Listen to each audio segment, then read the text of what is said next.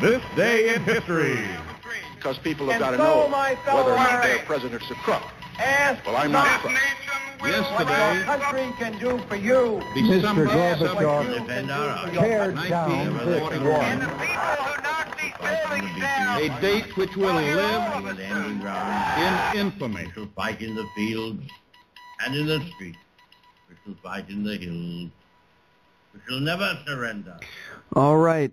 On this day in history, on June 22nd, now this is according to Yahoo News, in 1870, which is 144 years ago, the United States Department of Justice was created.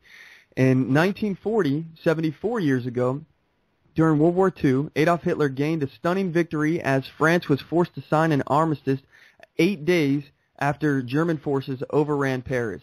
In 1944, which is 70 years ago, President Franklin D. Roosevelt signed the Servicemen's Readjustment Act of 1944, more popularly known as the GI Bill of Rights.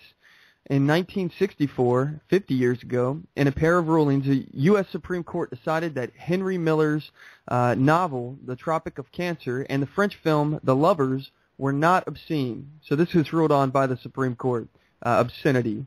In 1977, 37 years ago, John N. Mitchell became the first former U.S. Attorney General to go to prison as he began serving a sentence for his role in Watergate in the cover-up, and he was released after about 19 months. Let's actually relate that to today here for a second. I know this is this day in history, but you know, right now we have a attorney general that is currently running amok. It's lawless. You know, he's being asked to investigate himself.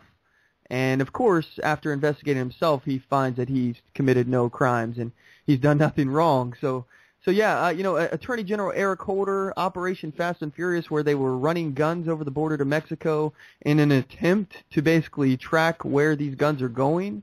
But they're responsible for killing hundreds of Mexicans. And, Brian Terry, Border Agent Brian Terry, died from one of these weapons as well.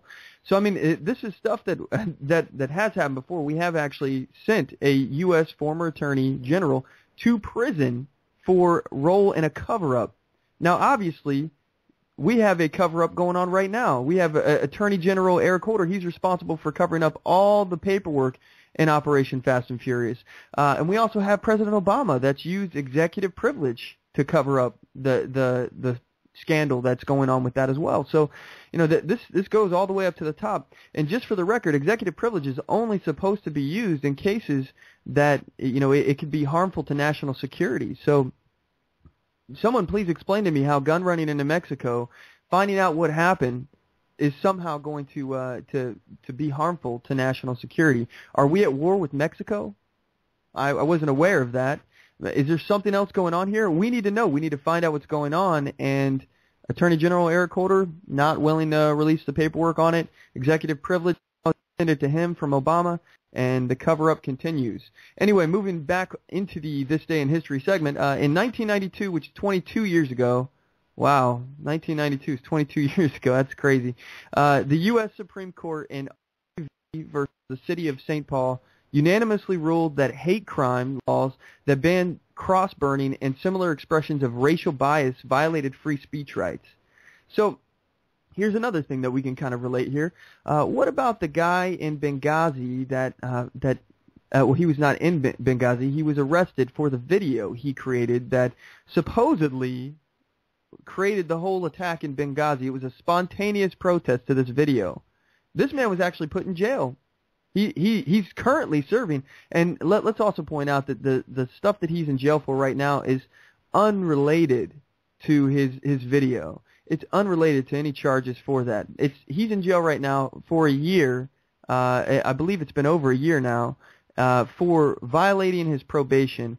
So there's been reports that this seems like a bit of a harsh punishment for probation violations, but we have Hillary Clinton on record saying that she was going to go after this guy, and he's in jail now because of it. So, hate crimes, it's okay to burn crosses and other similar acts of racial bias, because that's your free speech. You have every right to do that. But this guy can't make a video,